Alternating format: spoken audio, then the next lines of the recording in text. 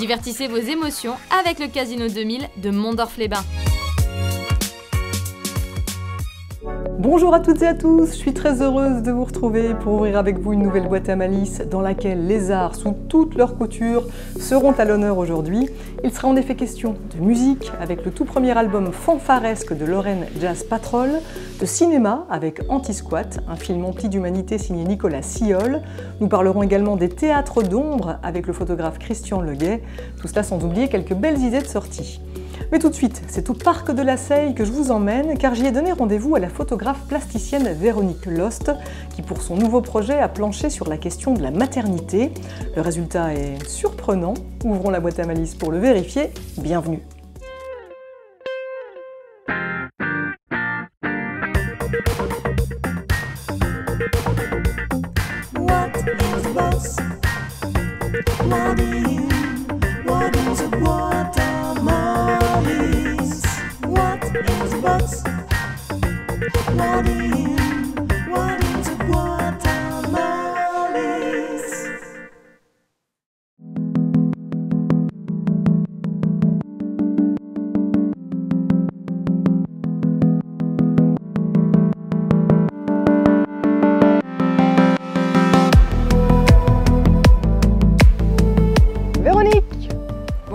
Alicia. Bonjour!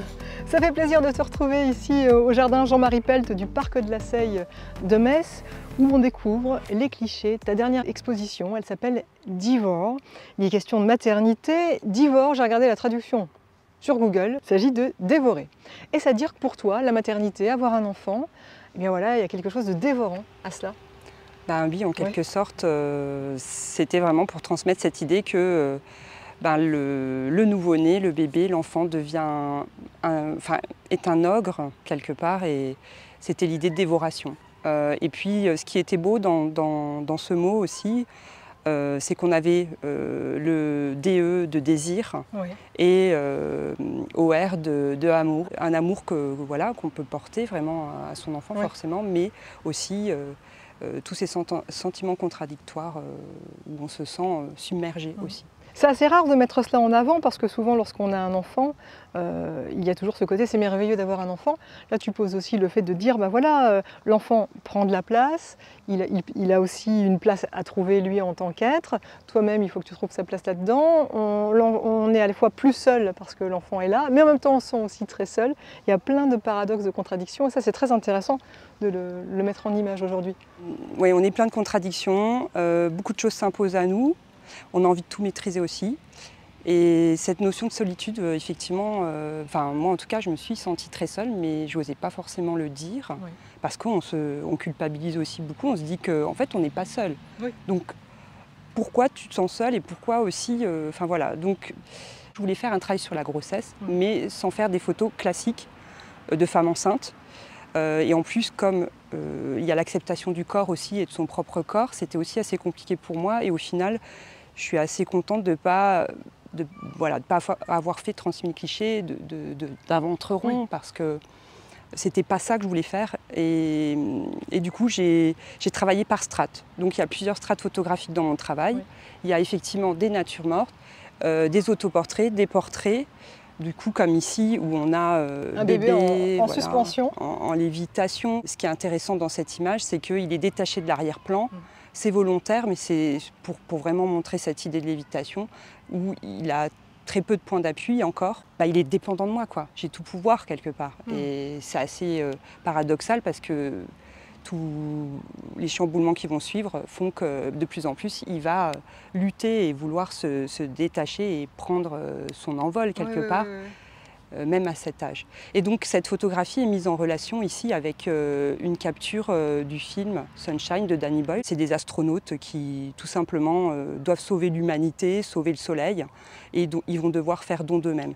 Et j'avais envie de mettre ça en relation avec cette idée qu'en tant que parent, à un moment donné, on doit donner de soi et parfois, et même je veux dire le plus souvent, on doit penser au bien-être d'un être qui arrive. Et donc l'équilibre change.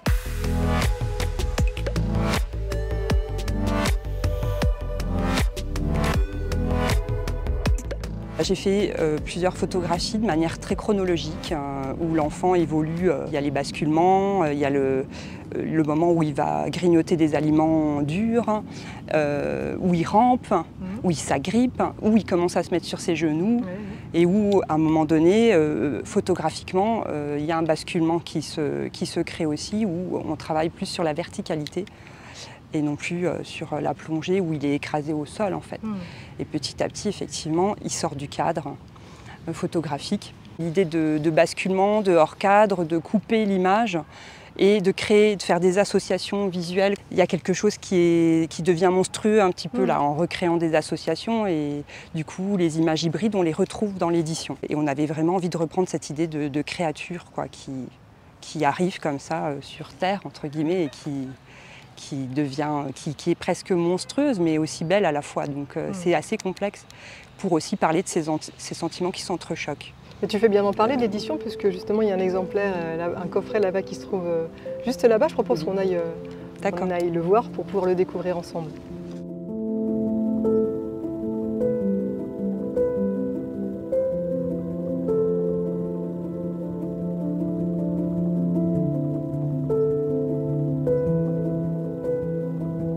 On a essayé de faire un objet qui soit vraiment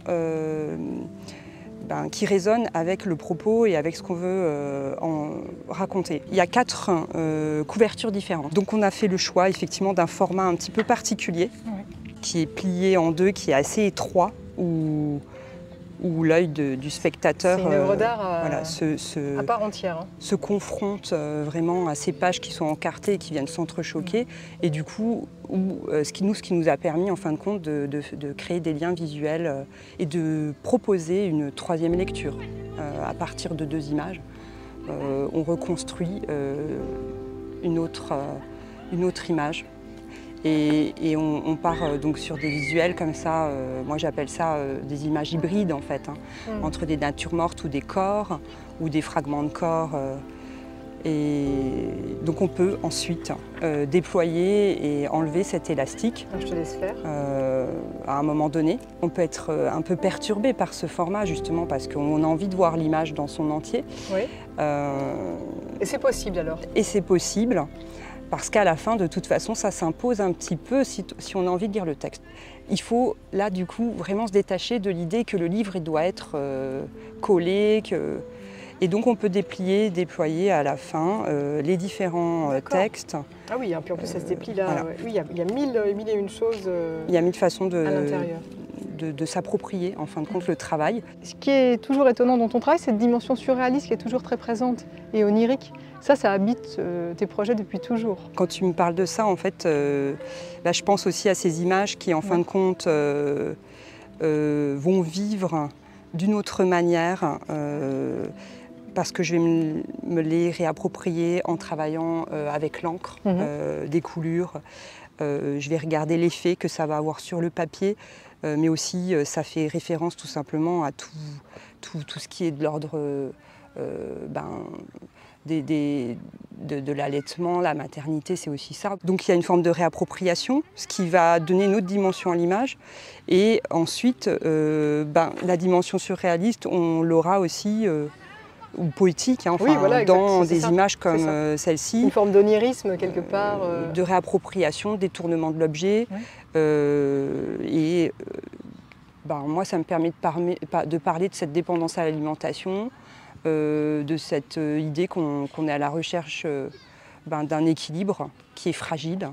Que ça soit pendant qu'on est enceinte, on a l'équilibre du corps qui change aussi très vite. Et puis ensuite, on a tout l'équilibre de notre vie parce qu'on n'est plus vraiment seul, même si on se sent très seul, quoi. Et puis c'est vrai que je fais le choix souvent d'être dans des espaces, en tout cas assez épurés, d'être proche du sujet que je photographie. Il y a un cadre assez rigide au final et qui permet une grande liberté d'interprétation. Tout est vraiment superbe, que ce soit cette édition, les clichés. Comme on est ici au parc de la Seille, Véronique, ce que je te propose, c'est, avant de nous quitter, c'est de retourner, voir peut-être tes clichés grandeur nature. On va laisser les éditions ici. Il y a une question aussi qui me taraude, c'est que tu as évoqué que finalement, quand on a un enfant, on a envie de tout maîtriser. ça n'est pas possible. Et je crois que toi, tu aimes bien tout maîtriser. Il y a des choses qu'on ne peut pas maîtriser, mais c'est vrai que j'aime bien quand même maîtriser. Oui. Et je pense qu'en fait aussi, c'est tout simplement aussi dans la société dans laquelle on vit qui nous fait comprendre qu'il faut qu'on soit bon, performant dans tout ce qu'on fait et qu'il faut qu'on maîtrise les choses. Donc on a envie de maîtriser aussi son enfant, ce qu'il va manger, ce qu'il va faire. Je pense que c'est source d'angoisse aussi, beaucoup. Donc à un moment donné, il faut savoir lâcher prise parce que sinon on ne vit plus. Enfin, c'est vrai que Dévore, ça parle de tout ça, aussi de tout ce qu'on peut ressentir quand on devient parent et qu'est-ce que c'est que de devenir parent, qu'est-ce que c'est que de devenir mère. Alors, de lutter, et qu'on est en perpétuelle lutte en fait, concrètement, effectivement avec son enfant, mais aussi intérieurement. On invite tous les téléspectateurs à se rendre ici, au jardin Jean-Marie Pell du parc de la Seille jusqu'au 15 septembre. Il y a une vidéo aussi qu'on peut découvrir sur ton site internet. On peut aller sur ton site, se procurer cette magnifique édition, venir ici et puis voilà, rentrer dans ton univers qui est vraiment insolite et merveilleux et poétique. Merci beaucoup, Véronique, de nous avoir présenté. Merci.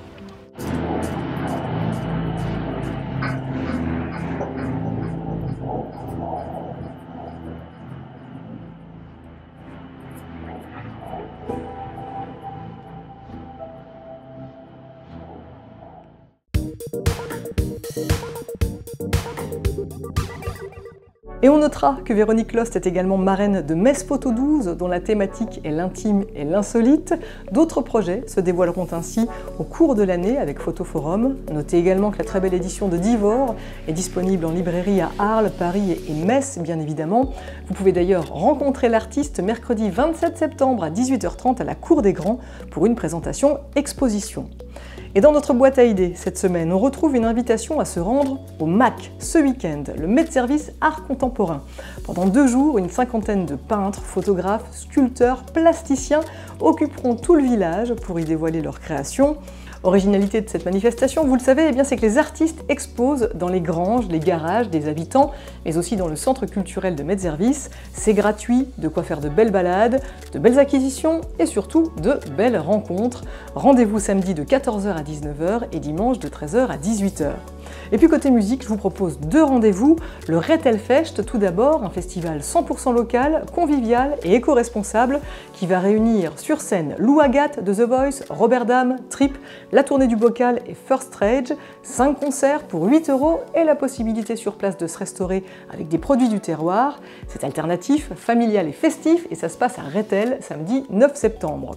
Et puis enfin, rentrée oblige, prenez vos places pour le grand concert d'ouverture de l'Arsenal. Au programme, la symphonie numéro 1 de Malheur, jouée par l'Orchestre national de Metz Grand Est, sous la direction de David Rayland. Et vous pourrez également vous régaler en écoutant le concerto pour hautbois de Strauss, interprété par le hautboïste d'exception François Leleu. Ça se passe vendredi 15 septembre à 20h à l'Arsenal de Metz. Et poursuivons en musique toujours avec Lorraine Jazz Patrol, un groupe d'exception qui vit la vie en fanfare. Leur premier album, Music Bullet, va vous faire transpirer tant il donne envie de danser. Mais si je vous dis ça, c'est également parce qu'il a été réalisé dans le cadre des Olympiades culturelles. Explication avec Julien Petit et Étienne Sibylle qui m'ont donné rendez-vous au Studio Ampère de Clouange où ils ont enregistré cet opus.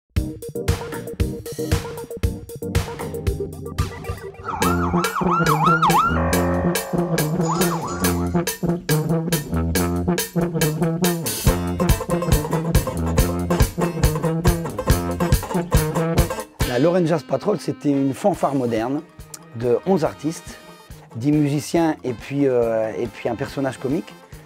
Nous jouons de la musique entraînante, rythmée, gaie, et puis en déambulant et en faisant des compositions. Voilà, c'est ça la Lorraine Jazz Patrol, une sélection de très bons musiciens, les meilleurs musiciens de la région en fanfare.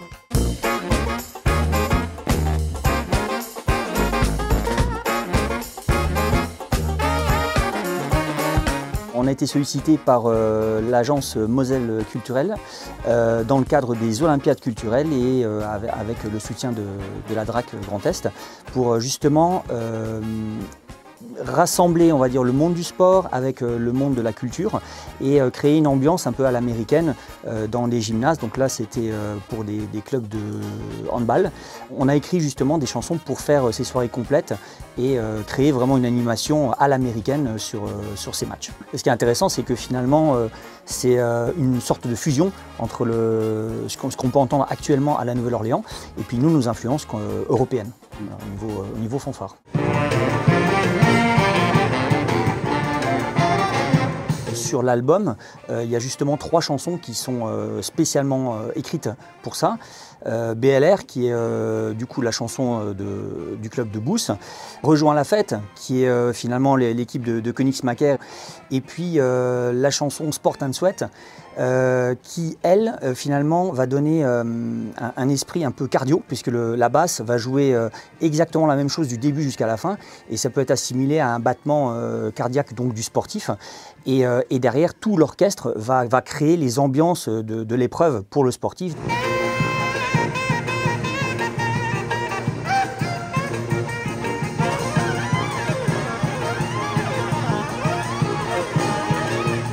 La cerise sur le gâteau, oui. C'est Alain Brisy, parce que c'est le personnage complètement décalé qui, sur ce projet-là, finalement devient un policier américain, donc avec une moto électrique. Et pourquoi ce cliché? Parce que tout simplement, quand il y a une manifestation à la Nouvelle-Orléans, les policiers justement bloquent tout le quartier pour l'événement. Donc du coup, Alain se retrouve dans cette situation, mais de personnages complètement décalés. Ouais, il crée des situations très cocasses avec les gens, il les fait rire, il prend aussi les gens à partie. On arrive à allier une très bonne musique aussi avec de l'humour, et ça c'est quand même c'est très original. Ouais, il y avait vraiment le côté spectacle qui se ramène sur la partie musicale de l'ensemble. Et ce qu'il y a de bien, c'est que les gens redécouvrent les instruments acoustiques. Quand ils voient les trompettes, les saxos, le sous-bassophone, ils demandent toujours comment il s'appelle, combien il pèse. C'est le gros tuba qui passe au-dessus d'Étienne, qui joue du sous-bassophone, le banjo. Et puis on peut dire que les instruments acoustiques, ils développent une force qu'on ressent, que les gens ressentent. Donc pas besoin d'électricité ni rien, c'est puissant.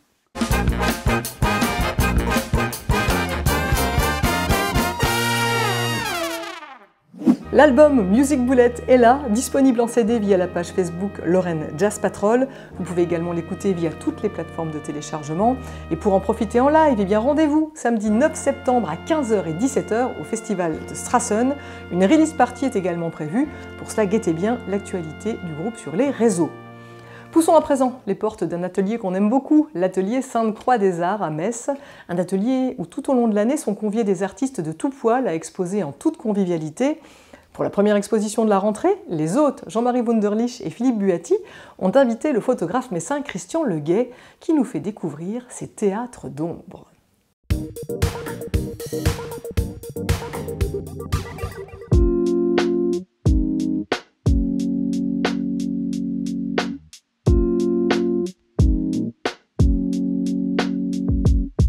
Le théâtre d'ombre, c'est une approche un peu que j'ai voulu différente de ma vision de la ville. Après l'avoir parcouru de long en large, en couleurs, travaillé sur l'architecture, etc., je me suis dit, tiens, ce serait peut-être bien de revenir au niveau de la rue, avec l'animation qu'elle a, et puis de jouer justement sur un sujet qui m'a toujours préoccupé en noir et blanc, l'ombre et la lumière, bien sûr, hein. Mais là, en forçant le caractère à jouer sur des ombres bouchées, vraiment des silhouettes, des noirs profonds. Et ça a conduit un peu l'ensemble du travail que j'ai fait sur, on va dire, 2 ans par là. Donc là, on est donc à côté du musée. C'est l'église des Trinitaires qu'on voit avec le rond. Et ça fait plusieurs fois que j'avais vu des cheminées, des toits derrière moi. Une image très graphique, mais il manquait le petit truc qu'il fallait pour que ça s'anime tout ça. Et puis voilà, à force, ça fait partie des photos où je suis passé 3-4 fois avant de trouver la petite dame qui passe, le motocycliste qui passe, et paf, voilà. Ça c'est une bonne synthèse de mon exposition. ce qui est extraordinaire, et c'est là qu'est l'intérêt de la poésie, c'est qu'il arrive toujours à rendre quelque chose de nouveau, de vivant et d'intéressant. Et là, il a été au plus serré, au plus restreint, c'est du noir et blanc, c'est tendu, c'est dans un tout petit périmètre. C'est une espèce de grand exercice de style où il démontre l'ampleur de son art, de sa science de la photographie, de son amour des paysages et aussi des gens, parce que les paysages n'existent pas sans les gens dans la ville. On s'émerveille, on rentre dedans, on est aspiré par les images, on est inspiré par les images. C'est Christian Leguet. J'aime bien essayer de faire des vibrations un peu aux images et partager des émotions. Voilà. Christian Leguet, qui a été professionnel de la photographie pendant 40 ans et qui continue à faire de cet art sa passion. Son exposition est à découvrir jusqu'au 10 septembre à l'Atelier Sainte-Croix des Arts à Metz. Et après les théâtres d'ombre, ce sont dans les salles obscures que je vous invite à vous glisser pour y découvrir le très beau film de Nicolas Sillol, Anti-Squat. Il y est question d'Inès, une mère célibataire menacée d'être expulsée de chez elle avec son fils. Inès va devoir retrouver un logement et pour cela se fait embaucher par la société Anti-Squat qui loge les résidents dans des immeubles inoccupés pour les protéger contre les squatteurs. Le réalisateur Nicolas Sillol était de passage au Club de Metz. Regardez et écoutez.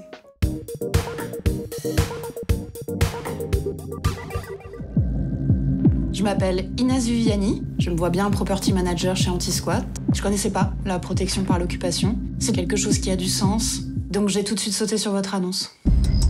Le rôle du resident manager, c'est de recruter les résidents. Ceux qui payent la caution tout de suite, vous pouvez rentrer, les autres vous partez. Les installer dans l'immeuble et s'assurer qu'ils ont bien compris le règlement. Pour ça, il faut s'installer avec eux. C'est une idée effectivement qui, à première vue, peut paraître une bonne idée. On fait le constat qu'il y a des millions de mètres carrés d'immeubles vacants et il y a des millions de gens qui n'ont pas accès à un logement décent. Donc effectivement, de mettre les uns au service des autres, ça paraît être plutôt une bonne idée.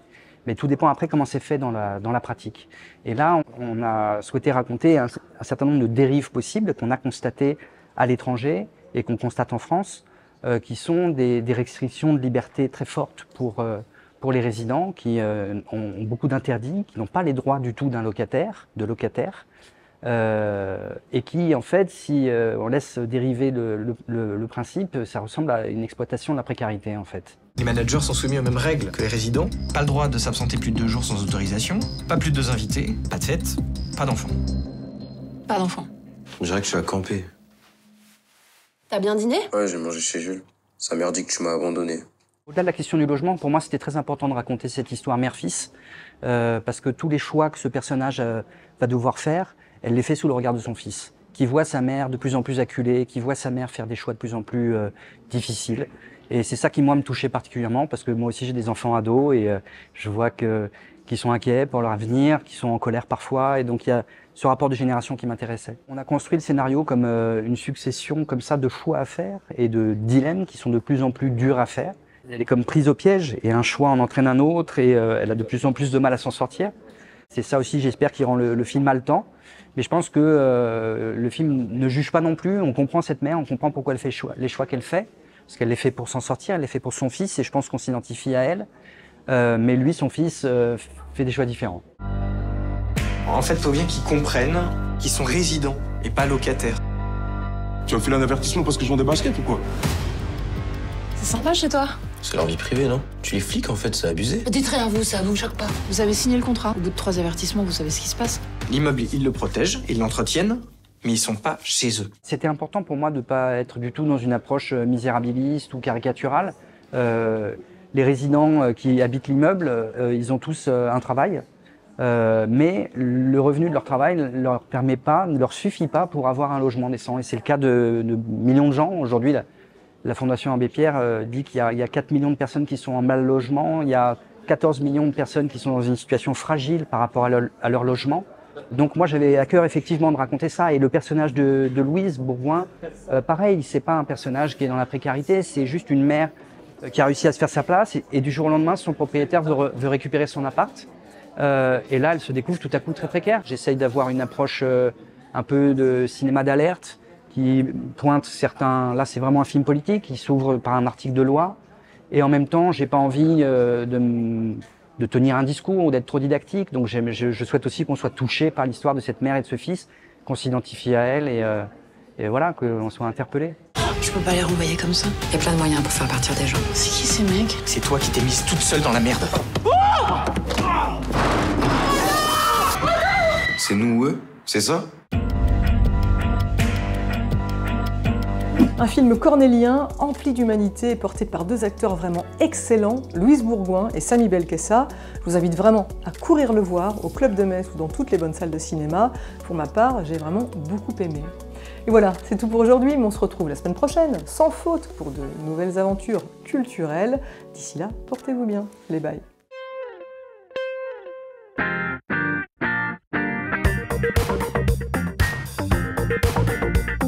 What is a bus?